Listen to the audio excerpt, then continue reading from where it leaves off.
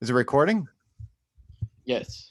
Okay, here we are on The Blind Man in Black. I'm your host, Brian Snyder, and I'm thrilled because I have a legendary director of theater film, playwright, professor emeritus at UCLA, and the artistic director and co-founder of the Latino Theater Company at the Los Angeles Theater Center, and also my one of my mentors at UCLA, José Luis Valenzuela. Welcome and thank you for being here. Thank you. Great to see you again. Great to see you again. It's an honor and a pleasure. So how you been holding up through COVID and all this shit? Well, it's been, I've been inside the house for, I don't know, since March. Two things. One, we were lucky enough not to have to let go of the stuff at all, so we kept working from home and producing digital programming all year last year, and trying to figure out how to come back.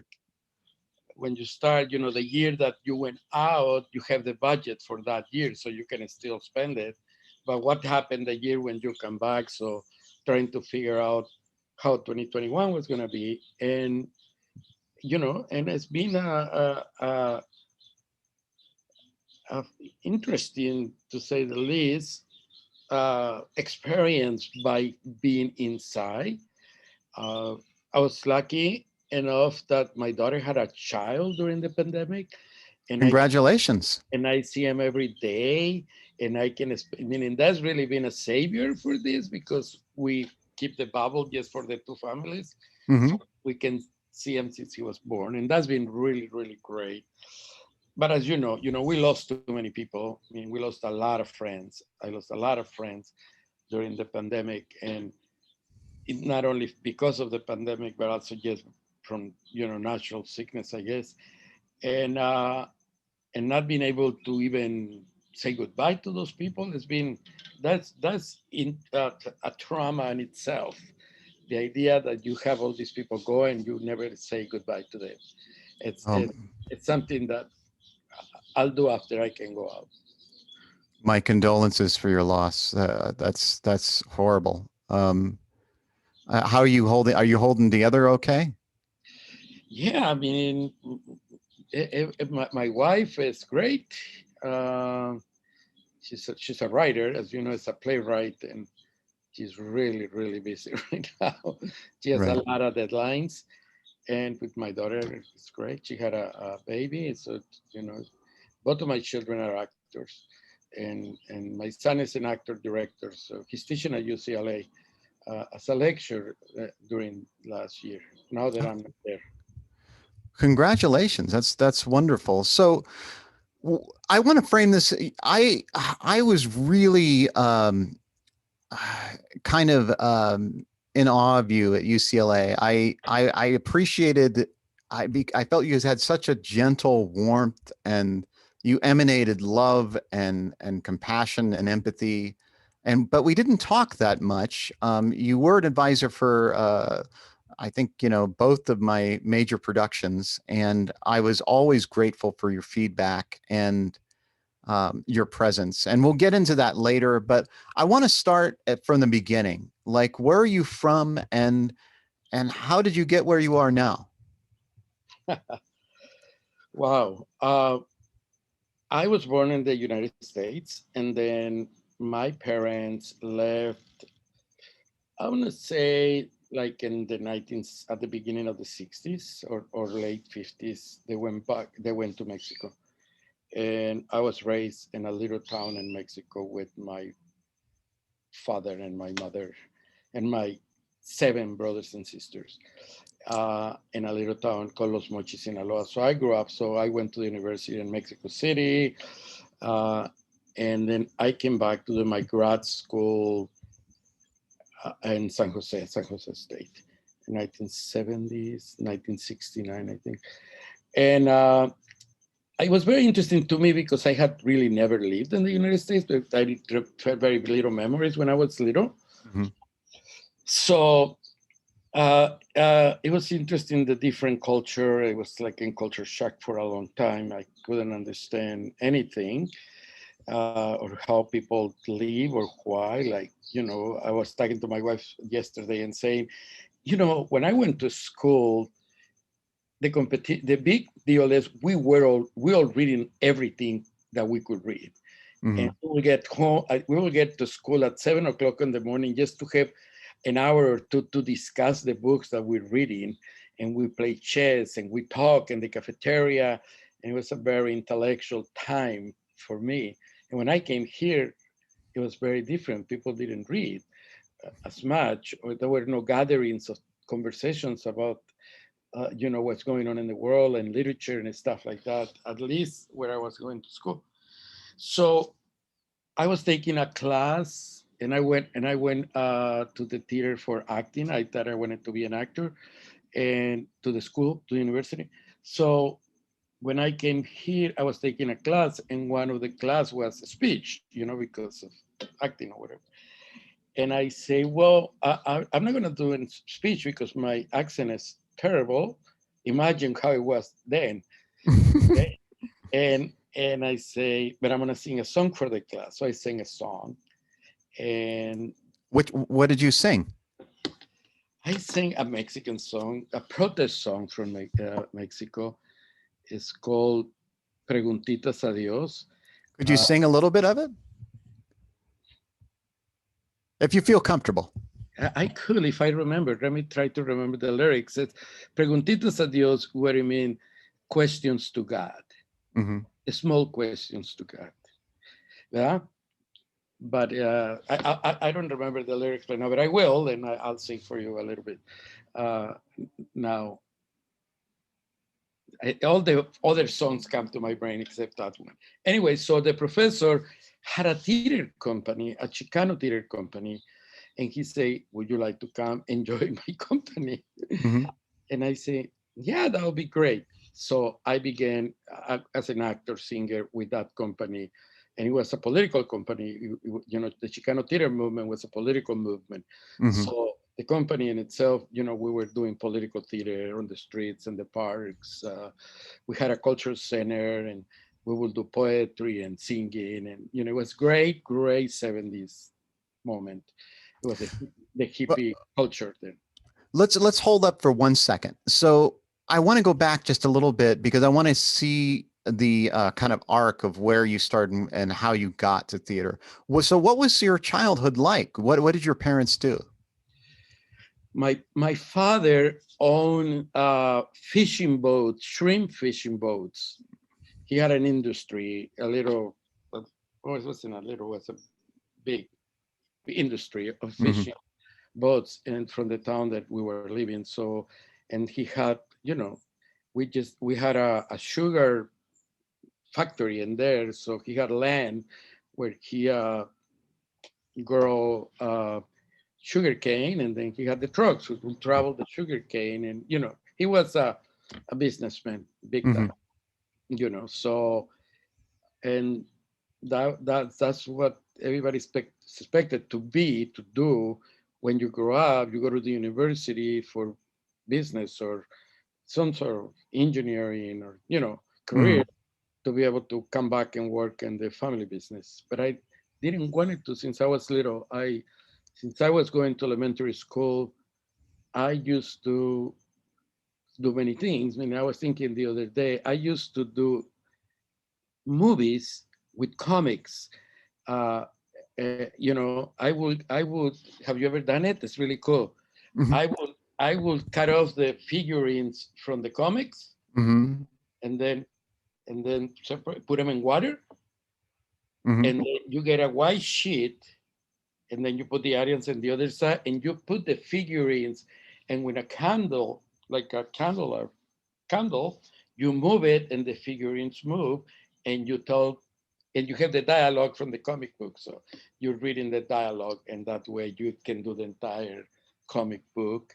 That's one of the things that I used to do. And it's very creative. Yeah, in the top and the roof of my house, the second floor, the kids can come. I used to be in the plays, and we used to, and the elementary school that I used to go to, a private school, they had something called Social Fridays. And every Social Friday, every classroom would send something like a poem or a song or a sketch or, something. So I was always on the Social Fridays, either singing or acting or, whatever happened. So So you were immediately drawn to the arts in one form or another. It yeah, seems like. yeah, I was, since I was little, I knew I was going to work on the arts. I thought I was going to be a singer Mhm. for a long time. Who was your inspiration? At the time, you grew up with, in Mexico, you grew up with every movie has 15 songs. Hmm. That's the way the movies were during that period of time. Hmm. Every time you saw a movie, then suddenly they can't sing. And I don't like musicals, but they will sing. It was Pedro Infante, Javier Solis. That's where the singers who were in my time when I was growing up. Hmm. You know, So what made you choose theater versus going into music? I don't.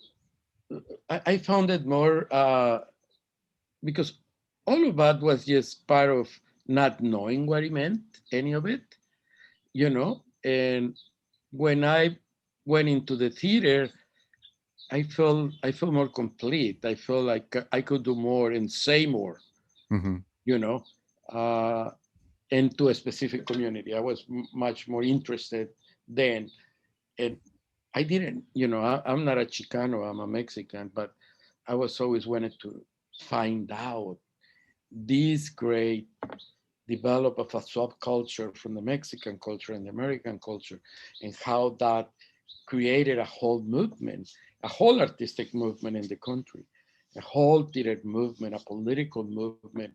I was interested in that. So I changed my major to sociology because I really wanted to understand what was happening in this part of the world, that when you come from another country, what you think of the United States is very different Yeah. than it is.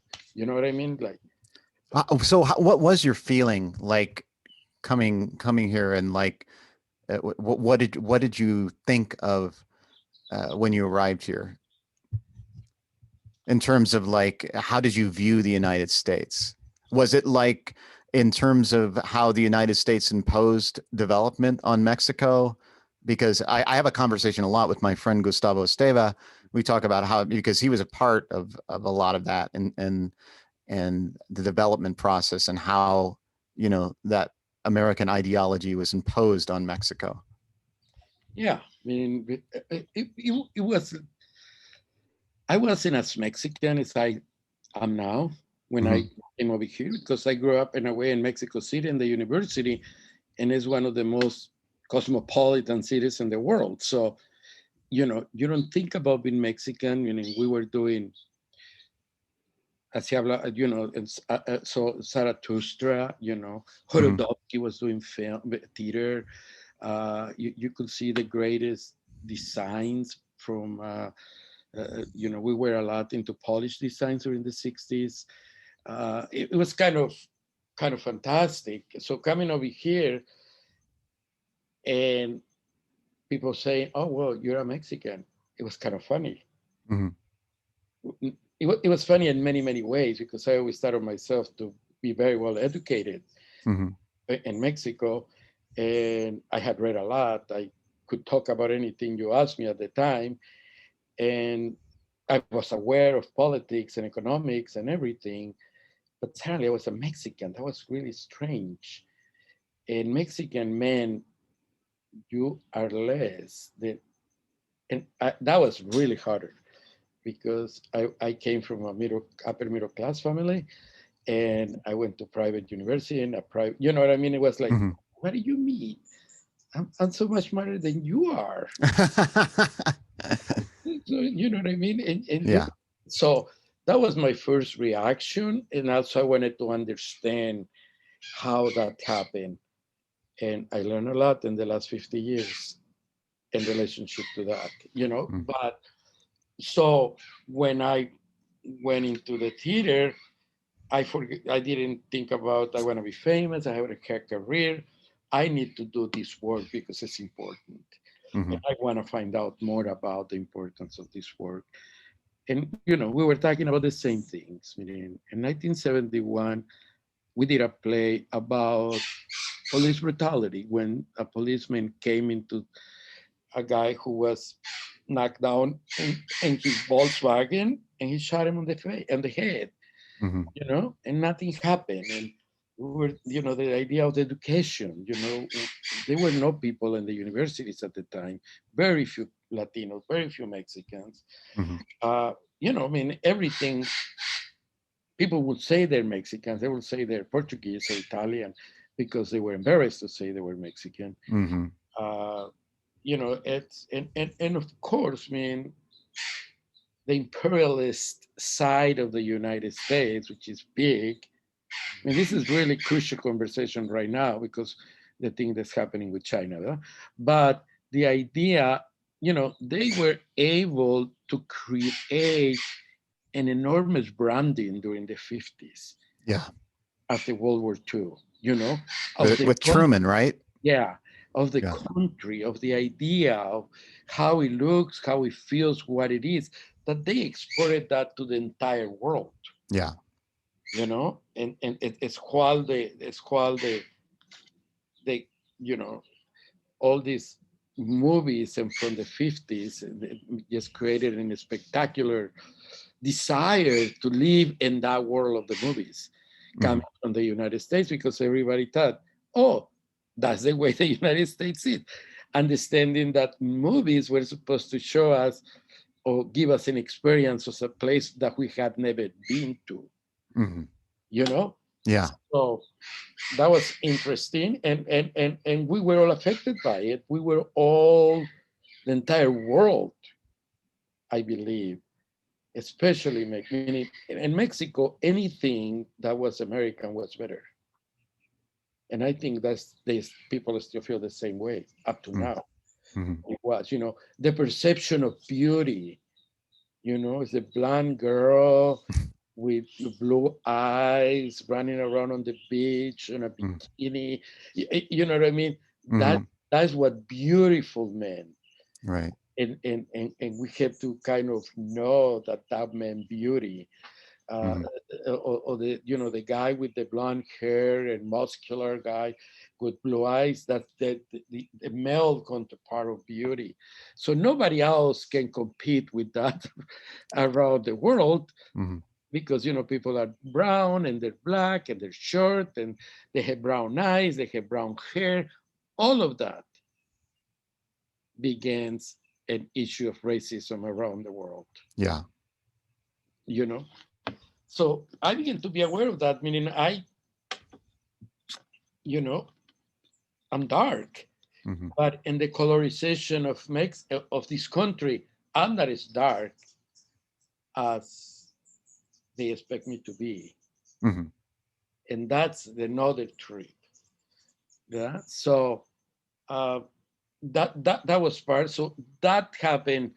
I began to recognize all of that. I began to analyze all of that, and the work needed to be about that to me, about the inequality, about the injustices, about especially about the stereotypical idea what a Mexican is. I have people coming to my house even in the 80s, and I have Emiliano Zapata, which is a very famous Mexican revolutionary, Yeah. Yeah. a big photograph of him, and That's then wonderful. they turn and go, "Is that your father?"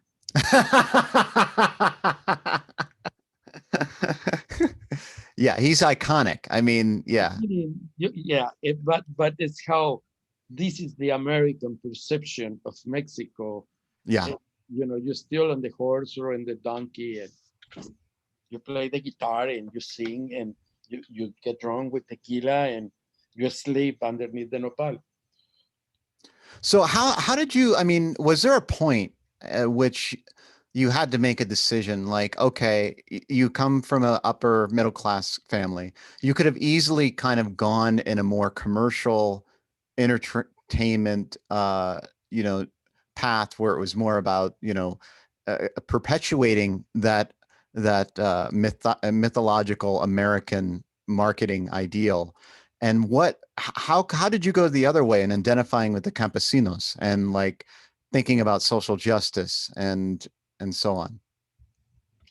Well, there are many things about that. I mean, one, because the people that I knew in my childhood, most people with money were very unhappy. Mhm.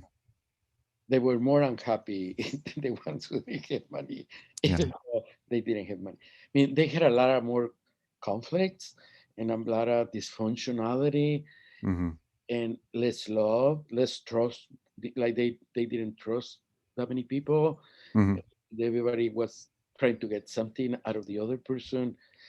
And I didn't like that since I was little. I Hmm. would always be like, that's so strange. Because I had friends who had no money in the same block. And we Hmm. were my friends, and they were like playing and having a great time. And I would think, and they don't have anything. Or the parents would be dancing, or you know what I mean, Hmm. kissing each other. And they would, and they had no money. Hmm. So I kind of learned that. And and then so I have cousins in the United States because my mom, my father, my mother's family is all from the United States. Hmm. They're Mexicans from here, Hmm. and I had cousins that I knew I had cousins, which I went to visit, and I remember going to visit them when I came here, and they were farm workers, and my aunt, who was 50 years old with white hair, was working in the fields. Hmm. And from where I was coming from, that's like, how is that possible? You know, Hmm. how is it possible? I couldn't understand that somebody in our own family was working on the field, but for a miserable amount of money. Hmm. Meaning they were paying, because I went with her to the fields to work on the fields. Hmm. They were paying $1.35 for a basket of garlic. If you know what it is to do garlic, it's really hard. Yeah. You know?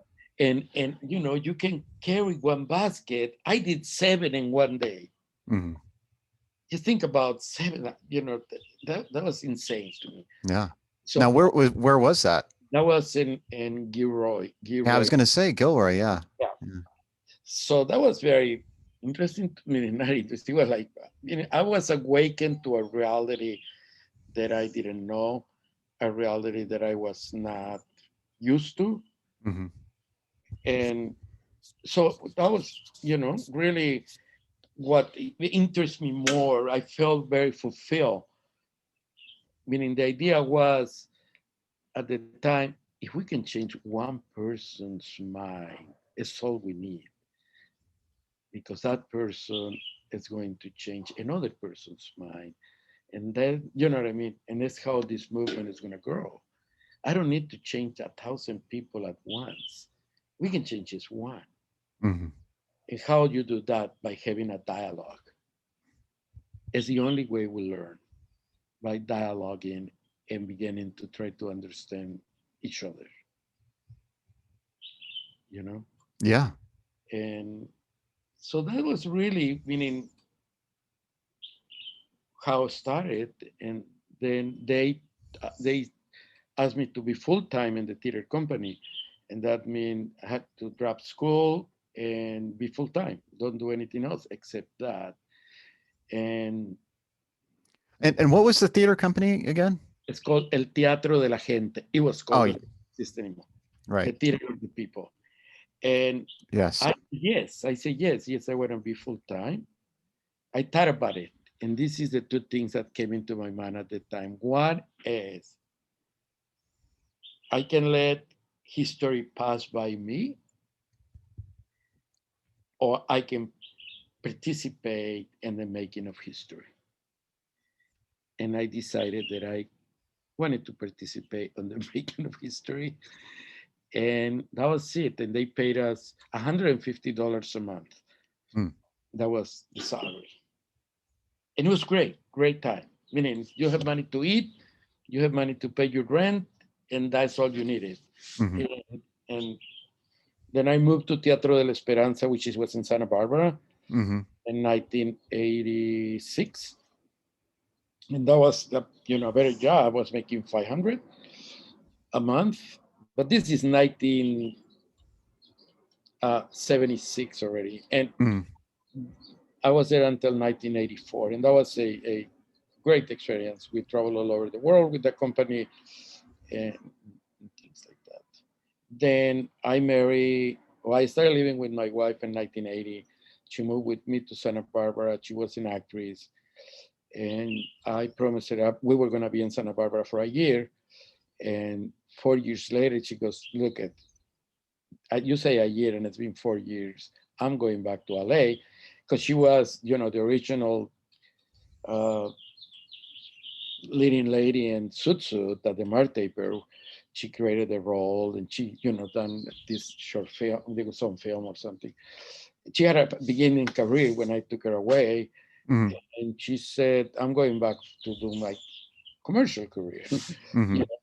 or my career. And then either you come or you stay. So I said, no, I'm following you. So I came to LA. I had $150 in the bank, meaning I had to work. We had a son, our son, Mhm. and I had to get a job. I got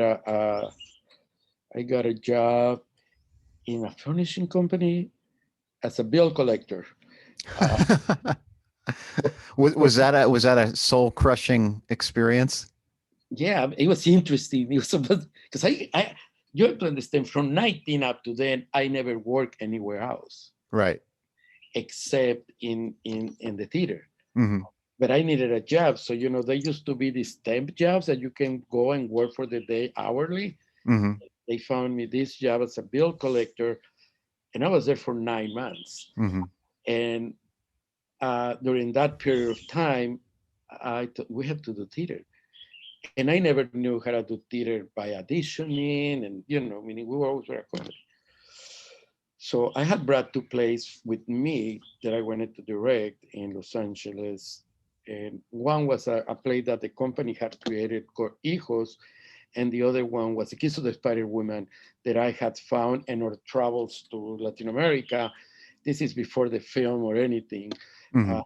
and they were doing the play, and I got the script, and I said, I really like this script.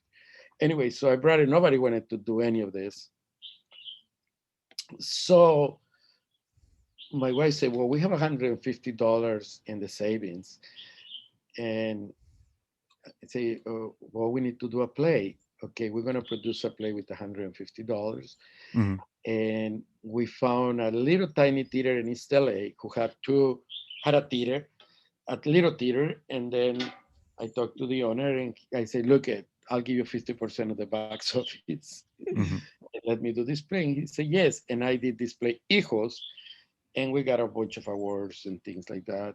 And Bill Bushnell and Diane White, I believe, who were the ones who created the Los Angeles Theater Center, came to see it, and they invited me for lunch.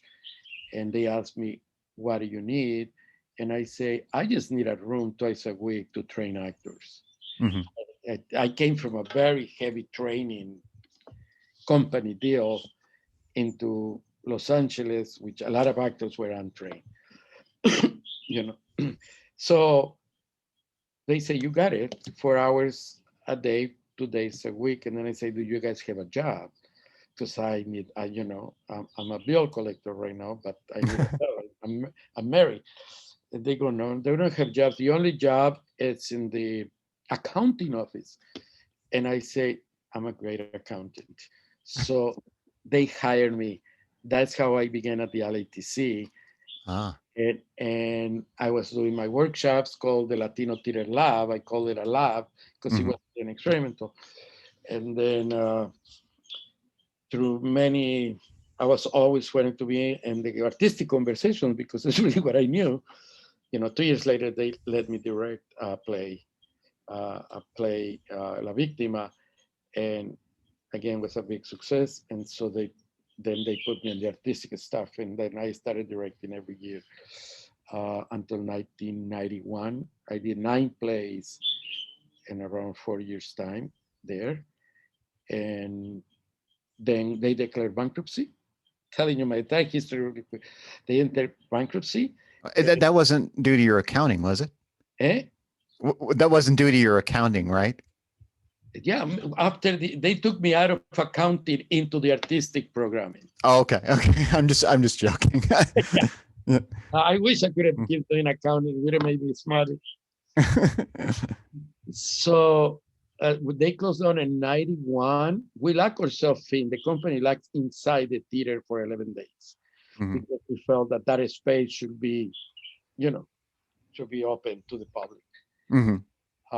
Then Gordon Davidson was the artistic director of the Mar Taper Forum at the time, and he came to us and said, move the company to the Taper.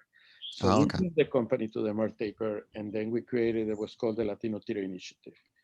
And we did, whatever. I left the Taper in 95 in a very dramatic way.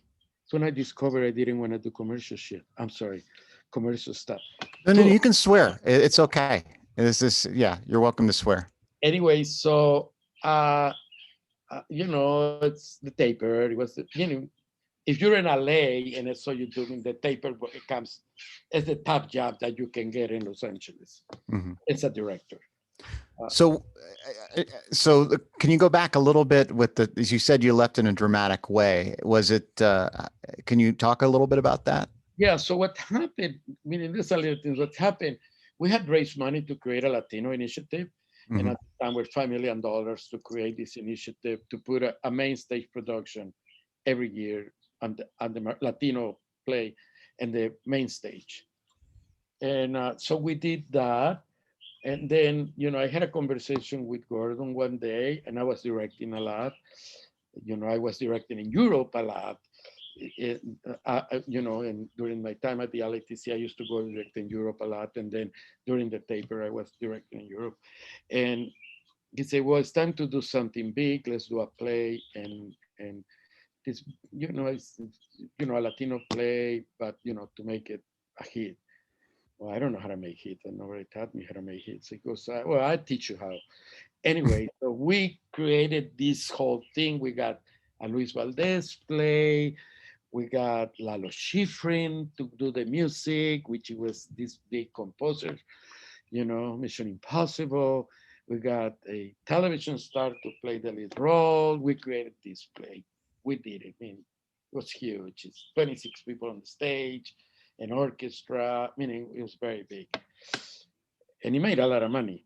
But when I sat there in opening night, I looked at the play and it was really bad. I was like you. But I thought it was more than being bad. I think I used every trick to fool the audience that they were looking at something good. And that made me feel really, really, really bad because it's not what I wanted ever to do or to begin my relationship with my community or to do my relationship with the community that way. So you were saying in essence, you felt like you had deceived the audience. Yes. Right. With cheap tricks. Right. We know what they want. We give them that, this is a song, it's a romantic, whatever it was. So I felt like I betrayed whoever I was and betrayed the people that I had promised them, I'm going to do this work with you for you. So that night I call my wife and I say, I'm quitting. And she goes, what? I say, and she goes, well, do whatever you want to do. It's good. If you want to do that, do it. I say, I'm just letting you know too, because, I'm not going to have a salary tomorrow. And we have a child and da. She goes, it's okay, we'll figure it out. So I went to my office, I wrote the letter, I took it to Gordon Davidson, and he said, no, he goes, nobody quits a Mar Taper, Jose Luis, you don't understand. I said, no, I'm quitting, I'm serious. And he goes, we just got the review. The review's great. We're going to take this to Broadway. We're going to take it to other 2 cities, and then we're going to go to Broadway. I say, I'm not interested. I'm not interested in Gordon. I know what you. It's not me. It's not what I want to do. Mm-hmm. And I left. It was a Sunday. On Monday morning and Monday afternoon, uh, Bob Israel, who was the chair of the theater department and the theater school, called me. He goes, "Would you like to come and become and create a directing program, a new directing program at UCLA?" Mm-hmm. I say, "Absolutely. That's exactly what I should do now. I'm not directing anymore. I'm never going to direct. I'm just going to teach." And that's how I got to UCLA. And I'm glad you did because, and that's where I met you. And, I felt that you have profound integrity and courage. And, I always could feel that you were seeking a sense of social justice and seeking truth. And I could, I could feel it emanating from you. And you did it with such a sense of hospitality and warmth. You always were inviting. I remember just, having a cigarette with you out, or somewhere, and just you were so gentle and kind, and I always appreciated that. And I have this memory. I remember I was directing the balcony, Jean Genet's The Balcony, and it was it was like final dress rehearsal. And I had a situation where one of the male lead actor basically did not follow the blocking, and it was supposed to be a violent scene, and so the blocking had to be adhered to for safety, and he just started to improvise violence. And I got, I was like, I took him out back, and I was behind the little theater in that courtyard area. And I was trying to talk to him, very sensibly. I'm saying, you can't do that. She's going to get hurt. And he started to get really defensive. And I said, I'm serious. You can't. And then we started getting into it and started yelling. And I remember I heard this voice coming from the vending machines in the darkness. And I saw the glow of a cigarette, and you were like, stop, stop, stop, stop. And you de-escalated the situation in such a beautiful way. And I was so happy you were there, because it could have been, it could have gone really bad. And I remember, after that moment, I broke down, and I went into the benches in front of the little theater, and I just started crying, because I was just like, this show is a mess. But I was always grateful for that moment, because it was such a cinematic moment, just to see the glow of the cigarette and the smoke just kind of rise through the air, and you just kind of walked out of the darkness and put everyone at ease. And I always appreciated that, and I wanted to let you know that. Thank you. Thank you. Yeah. Yeah, I mean, it's always such a responsibility to have a student like you, or like any of the other students, because you guys come to the school, come to us, and you put your life on us and your expectation on us. And, you know, and I always had this incredible, I felt this great responsibility, not only for the well-being, but for the understanding of being an artist in this country, and what it takes, and how that needs to be developed, and out of the BS. it's, a, Yeah. there's a lot of bullshit around, you know what I mean? Yeah. Yeah. Yeah. So to me, that was the role that I felt like tried to play, and say, it's a hard thing. Finding the truth is hard, but it's the only greatness that happens as an artist when you find it. That's what gives you joy. The rest of it is all, I don't know, icing on the cake. It's like decorations or something. Yeah, and I felt that was what, and it was so evident, in the pieces that you gravitated toward. I mean, I could see, I was, the plays that you supported. I was like, yes, those are the things that exactly what you're talking about. You're seeking the truth. You're seeking illuminating, or showcasing what is the injustices of our society, racism, patriarchy, and I always appreciated that sensibility because it was always infused into every aspect of every piece. I could see that you were seeking that, and I appreciated it.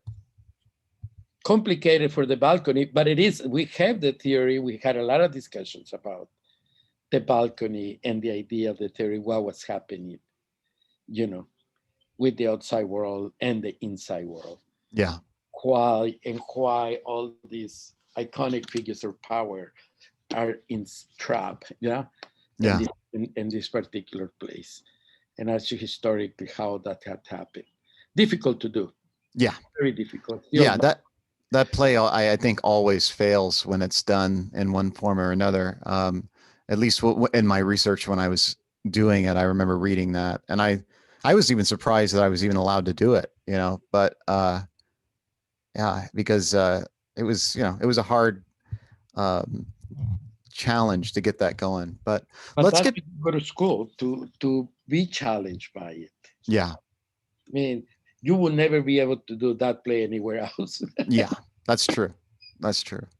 But let's get back a little bit. I know we're probably yeah, so we have about 20 minutes, but I want to get back and I want to understand what were some of your your theatrical influences that you really started to say this is the type of work I want to do. And was there a particular play that you saw that you were like, oh yes, this is the path I want to take? No, I think that gets this. I grew up in a time where in the movement, we were exposed to the best people in the world. Mm-hmm. You know what I mean? We saw the best theater in the world. I mean, we had great maestros come from Latin America and give us workshops and taught us things. And, great, Enrique Buenaventura, Santiago Garcia, this dancer from Ecuador, Wilson Pico, great people who used to come in. And Peter Brook came and worked with us for a summer. We were like, we all knew everybody. We knew everybody. We knew everybody who was doing theater around the world. Mm-hmm. It was a different time. It was a lot of exchanges, and people were doing poor theater and street theater and beautiful theater and breaking all the rules of the theater and doing it wonderfully, Mm-hmm. And so we were involved in all of that. There was a lot of conversations during the movement. It was a cultural revolution in the United States, really, mm-hmm. Not only meaning aesthetically and everything. And then, when I jumped to be in the professional theater, I had no idea how to deal with it. So I got myself a mentor who's from Norway, Stein Winge, and he was a famous theater and opera director. And I got along with him since then until now. I still talk to him at least once a month to figure out, he has done, So I went and assisted him for 9 years. Oh, wow. 9 years. And he was doing all the Chekhovs and the Shakespeare's and the Ibsens and all the operas in Europe. So I was with him, just observing his work and see how he worked and being his assistant in a way. How was that process? That was a great process. Meaning, he being a mentee, if you understand what that means, which I understood very clearly, it's not about bring me coffee or do this. Being a mentee is. I'm sorry, say that again. It's not about what? Like when somebody say, "Can I be your assistant?" Some people say yes, and then all they do is, "Can I have coffee now? Can you get copies of that? Can you?" That's not an assist. It's not an assistant director. It's a gopher. So That's why I didn't allow some of you to become assistant directors at the GEFN sometimes. Right. But so being a mentee means it was great because my entire challenge is try to be smarter than my mentor without challenging him in the case, but trying to understand what he wanted to do and being able to say, if you do that, it may be happen what you want.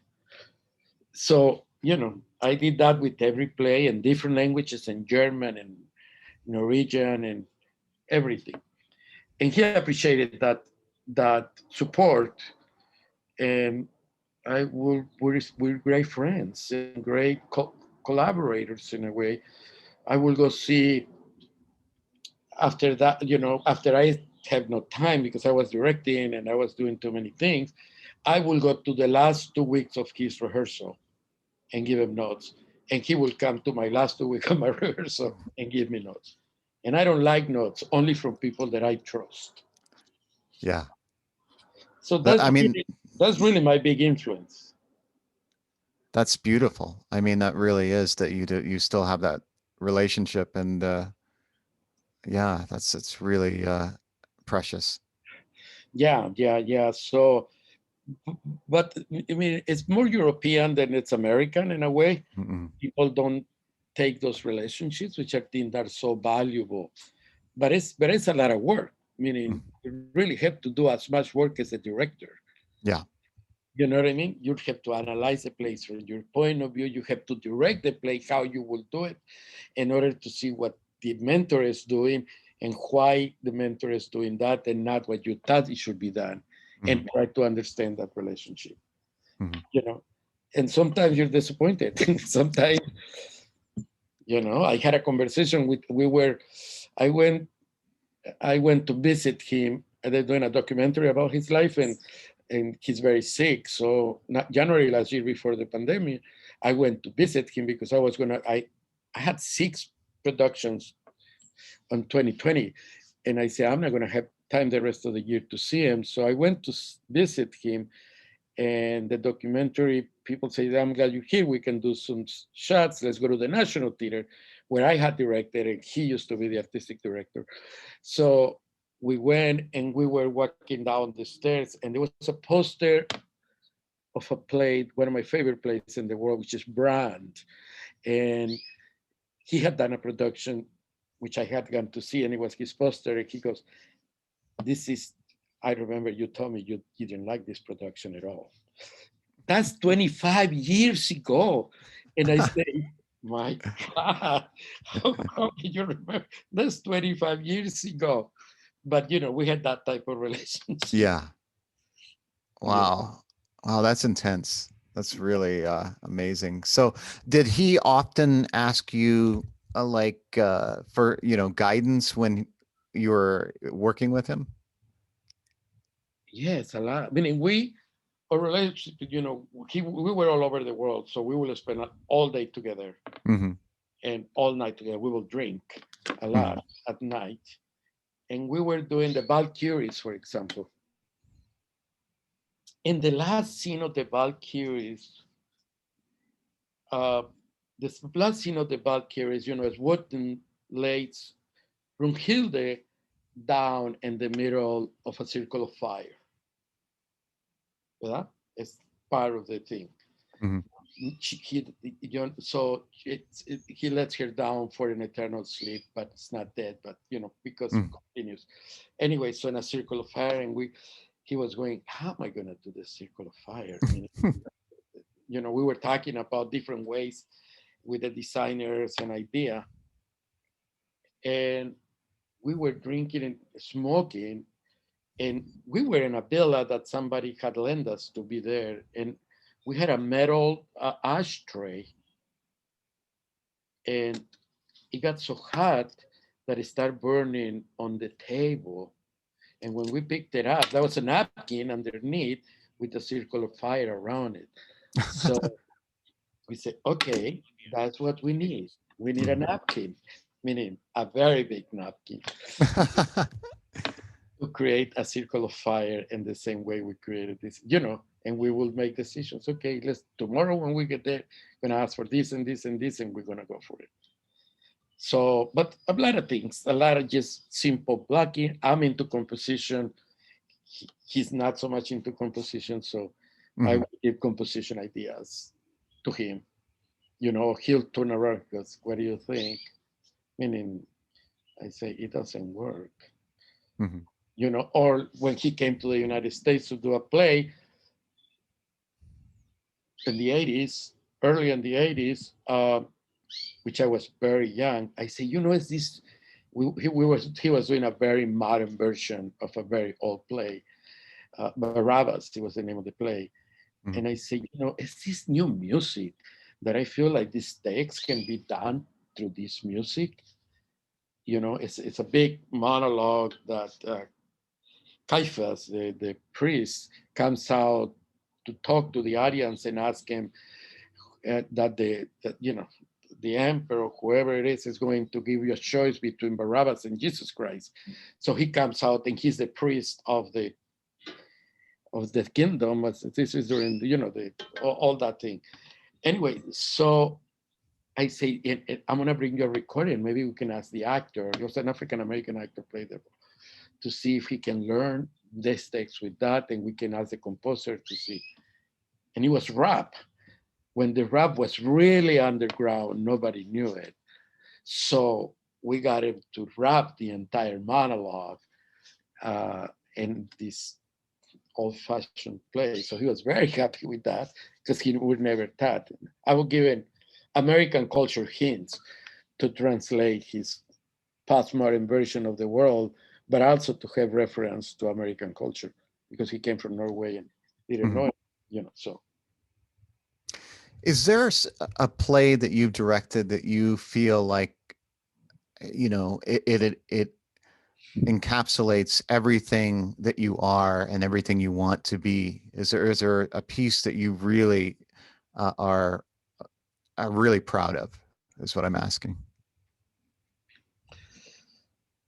yeah, that's a few of them different and different reasons, but a Mexican trilogy, which was a 6 hours event, Mhm. that that really kind of represented, you know, what I feel is what I do best and what I do. You know what I mean? I'm very proud of it. And in what way? Well, because politically spoke to the audience, you Mhm. know, it's very important to me that there's politics to it. And it is a challenging to sustain an audience for 6 hours Mhm. in the theater, you know, and it was compelling enough for them to be able to stay and even wanting more, uh, you know, and so in in the European theater, in a way, it's very little time for emotions. It's all interested in the form more than in the content, and more of the relationship with the audience. You know, it's really interested in the form because they only do old plays in a new way. You know, so Mhm. it's all about what new elements are we transforming and changing to tell the story. Mhm. What elements am I using to create the story in a different way that nobody else has done? And instead of revealing what elements exist there, for me to tell the truth and the story, you know, who will be helpful for the story and the truth, and instead of just the form. Mhm. So probably, and that reason, that one, I mean, was it was I really enjoyed doing that work. It's probably, I mean, I did other things like Solitude. I feel is beautifully and moving and everything, and because the form, what it does in a way, is always trying to fool the audience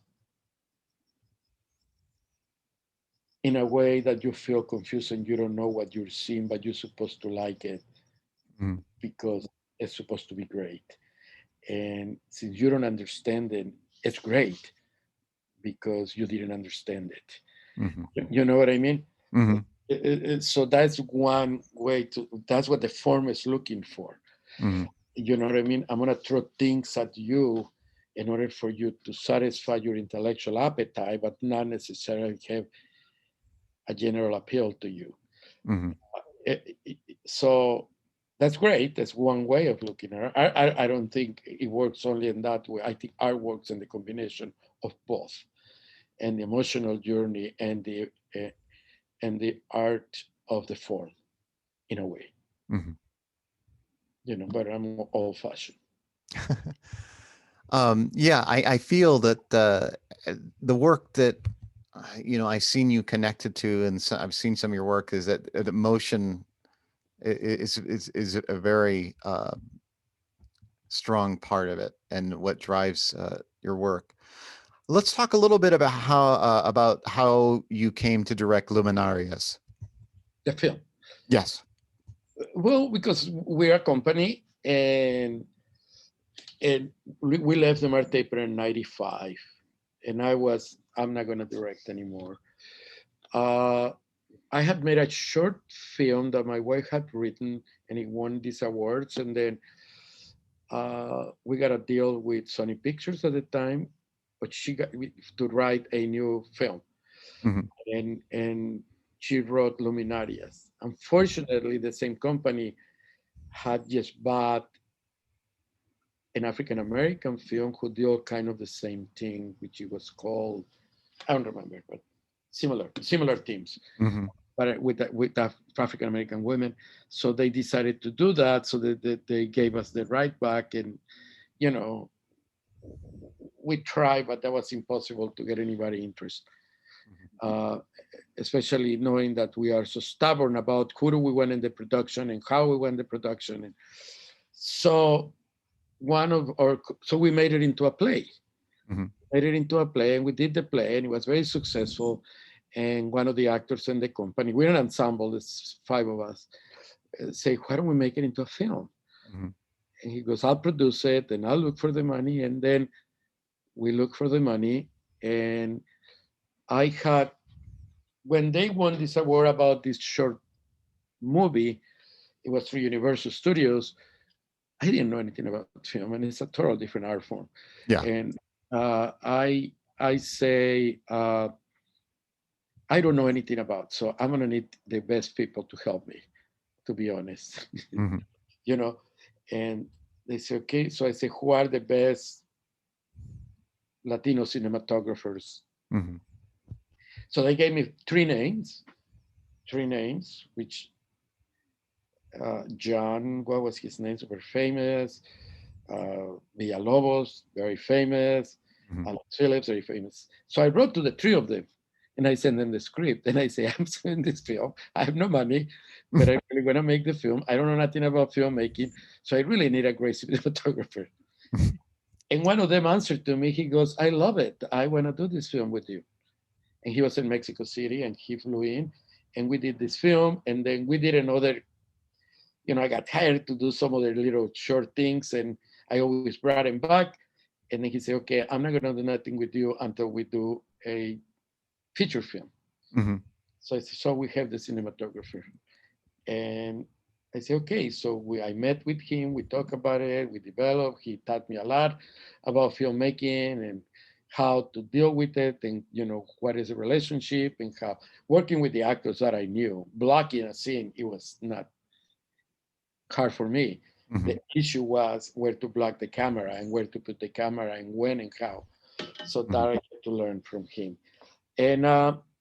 And we did, and it was a great thing. Meaning, uh, we went all over the world with that film. We got so many awards with that film, and it got distribution. The year the year that we came out, there were 3,000 films made that year. That was 1997, right? No, that was a play.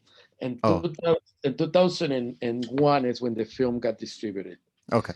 Okay. And And from that 3,000 films, around 32 got distribution. Mm. Wow. So it was super competitive. So we were like glad, oh my God, we're gonna have it in the theaters, and you know, so it was an extraordinary experience. We just finished another one of Dementia, which is Mhm. another play that we did. We just finished the film. We're in post production right now doing the sound. But we make them with our own money, with no money. Meaning that's the deal. Mhm. It's like, you know, we do them ourselves. How was it working with the you had some A-list talent in there. How was that? There was like Scott Bakula, Cheech Marin. Well, Cheech Marin is our friend, so Right. what's his community service? Uh, Scott Bakula, I had no idea who Scott Bakula was. This is a Mhm. story about the making of that film. Well, Bill Pullman, I was talking to Bill Pullman because he was my friend, Mhm. and he had said he was going to do the movie. You know, he was going to play the role. And I said, great, Bill, that would be fantastic. So when we were almost ready, a month before or 2 months before, I don't know, he said, Jose Luis, I got a film. I got a big film that I cannot say no to. I'm very, very sorry. Ah. And so we say, so we send it out to agents if anybody was interested. And then my compadre, who was a producer in this case, came one day to me and he goes, "We have a meeting. We have a meeting. We have a meeting with this guy, Scott Bakula, man. You know." And I say, "Oh, great, great, great!" So we went to his office and we sent him the short that we had done and the script he had read and he was interested. And you know, then we had a meeting with him and he asked me, you know, a lot of questions and what have you done and what do you want to do with the film, and you know, all these questions, and I kept trying to tell him what I want to do. And I say, okay, I say, well, I say, now where can I see your work, because I really never seen you before. How did he respond to that? I say, can you send me some samples? He goes, yeah, of course, of course. Yeah. You know. And then we came out there. My compadre goes, "Compadre, that's Scott Bakula." You know, it was funny, but I didn't know. Meaning Yeah. and then in that meeting, he said, "Yes, I'll do it." Mm. You know, Mm. so he was great. He was wonderful to work with. So kind, beautiful guy. Mm. Yeah, you know, you just ask. All they can say is no. Yeah. Yeah. You know, and the other thing I want to point out is I appreciated the fact that you mentioned, you're very honest about the fact that you had not directed a film before, and you were open about, with the cinematographer about needing assistance with it. That was, I mean, a lot of people would have been, oh, I can do this, but you were very honest, which is, But that's the only thing we have mhm. as artists, as you know. The only thing we can lie to the world, but we cannot lie to ourselves, because we can see it when we lie to ourselves. Yeah. And the worst thing that we can do is betray ourselves, because Yeah. that causes too much pain. and uh, and it's amazing. It seems like, throughout your life, from what I know, is it's like you've always maintained that integrity and that honesty, and that's, it's admirable, and I try, honestly, I try, not because I'm nothing special. I try because I love the world to be in harmony. I love the world to, I'm all about love to begin with. Every story is about love. It's a love story. I don't care if it's two trees in the middle of the desert. It's a love story for me. I think that it's always been very important to me, you know. And I don't think I ever told you or give you the exercise that I give to too many of my students. And maybe I had, or I haven't tell you, but I probably did. But you know, I'm always in English, this word of talent, your talent, uh, sometimes says that you're gifted. You know, people mean you're gifted, you have something, you have a gift. Yeah. Mhm. That's how it's considered when somebody is very talented. And if you have a gift, it's to be given, it's not for yourself. And sometimes we don't understand that. You Yeah. know, Yeah. it's very, very important that you have to be generous with your gift. You have to be understanding with your gift. And I've always felt that you have been generous with, I mean, your presence alone is a gift. And I always felt like that when I was within your presence, is that you are always emanating love, and everything that you do emanates that love. And I think I was always drawn to that. And I appreciated it. What projects are you doing right now? You mentioned dementia. What are the other projects? Uh, phew, I mean, right now, because the COVID in the theater, we just commissioned 10 playwrights Hmm. to write 10 new plays for the company. It was an initiative called the Circle of Imaginistas, which it begins in March. Hmm. So we'll have 10 new plays by the next. But this is not just you go and write. This is plays that we are involved with as a company, Hmm. with the writers. You know, we talk about what they are, and then we are going to figure out our own process, how we create. You know, because it's too hard to get other playwrights to write what we want and how we want them. So this is a new experiment, and it's kind of fantastic. It's five established playwrights, and we gave them 10 up and coming playwrights. So each one of them is creating a partnership. Everybody's writing a play. We commissioned the 10 of them, the up and coming and the established, but they're gonna work, have about, you know, talk about their work. And then once a month, everybody gets together and we talk about everybody's work during that meeting. So that's very exciting. It's a lot of things going on with that project.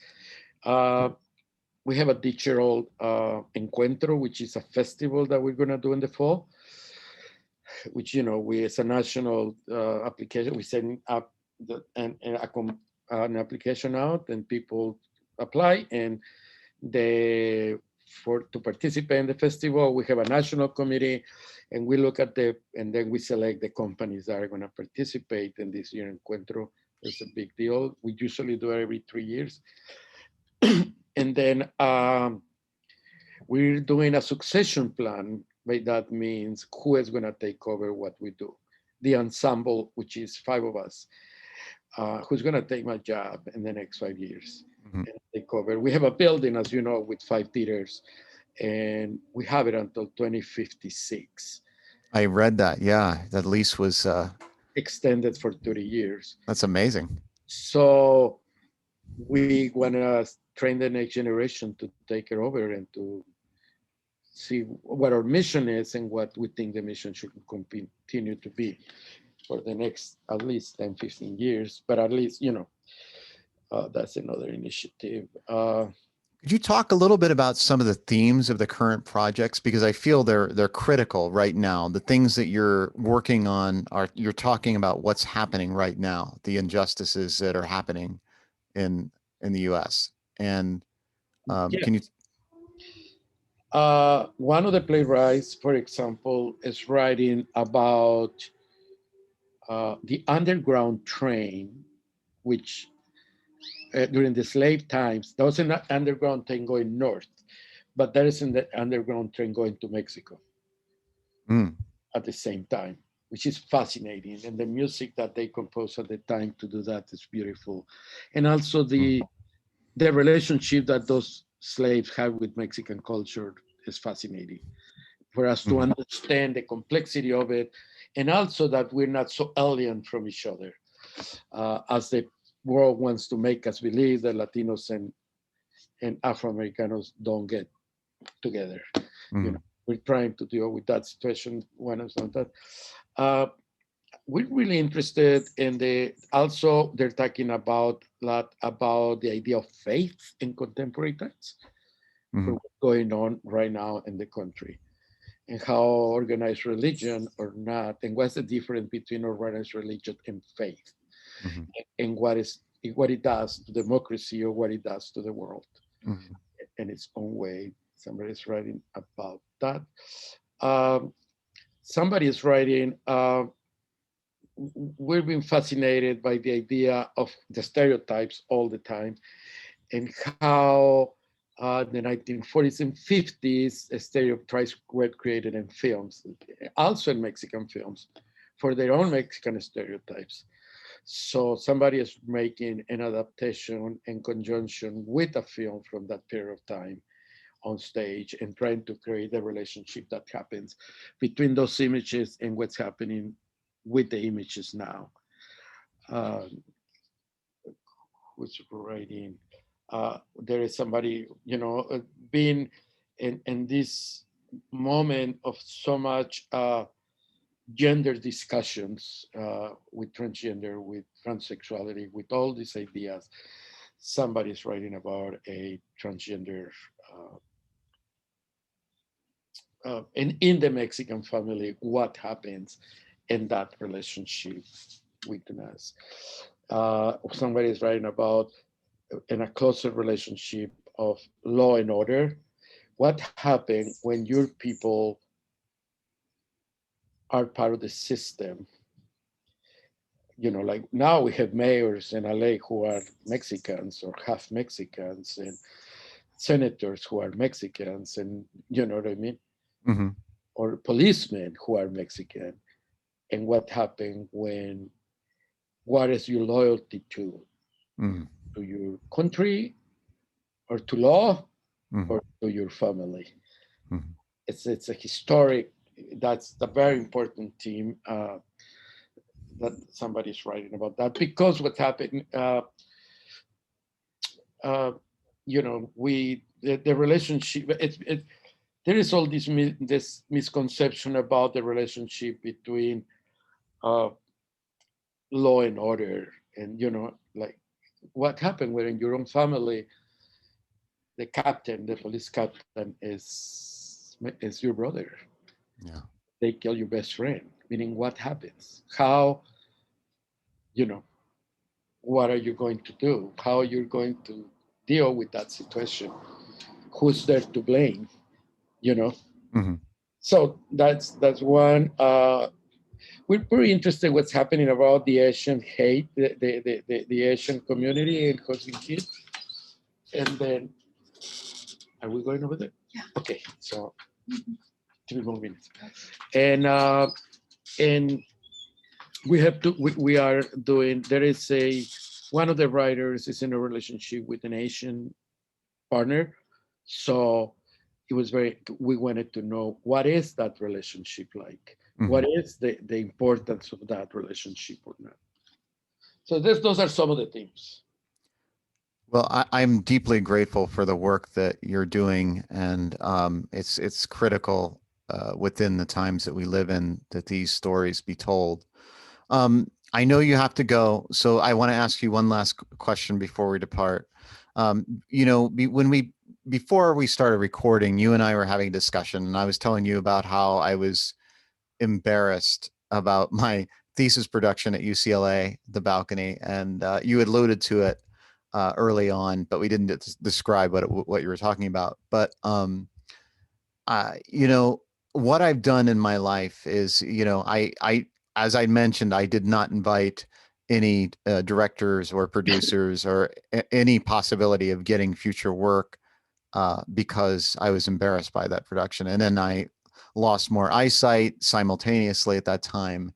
And, um, and I kind of stopped doing theater because I thought, I switched to doing film, and I told you about my adult film industry uh, work. And I kept switching. I would do acting, and I thought, oh, if I can't see, a backstage, then I can see the whole, stage from the audience, and that'll be okay. And then when I lost that perspective, I went to the screen because it was easier to see, and so on. So I kept switching. But my point is, what would you tell somebody like myself? Because what I did was I stopped doing the work because I couldn't do it the way I wanted to do it. I didn't embrace my disability. I denied it.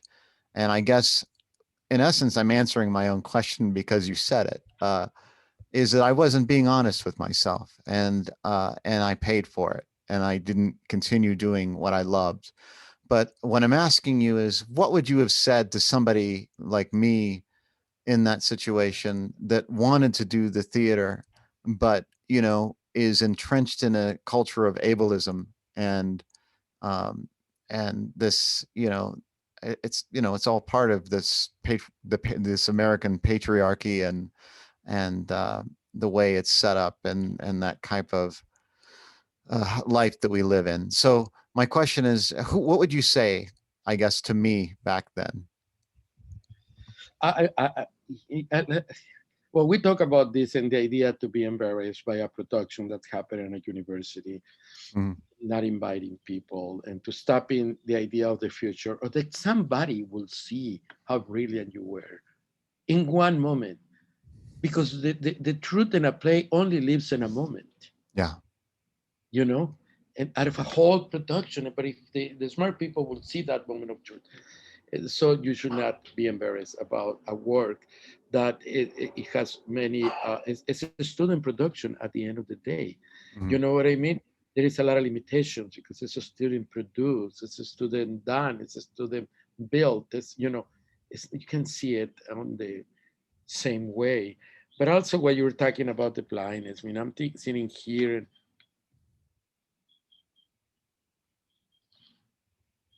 think about the great possibilities of what you don't see, and how can that be creative? You understand? What is there? Remember, I always talk about to you guys, directors, I need to see who you are. mm, So, what can you give us from the gift, from your gift? What you let us know that we don't know by the work you do mm. on the stage? It's possible.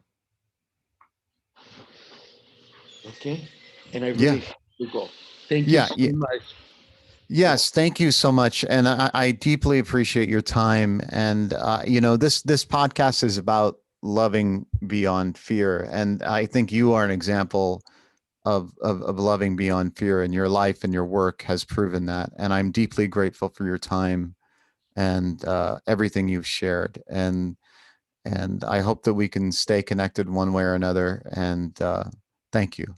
that would be great. Thank you so much. Thank you. Yeah. Great to see you again. Muchos abrazos.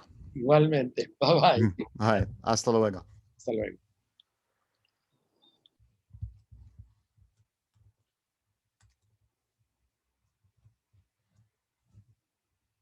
Yeah, it's having an awkward ending. I can't end it. Oh, something happened here. There we go. That was a really awkward ending. This is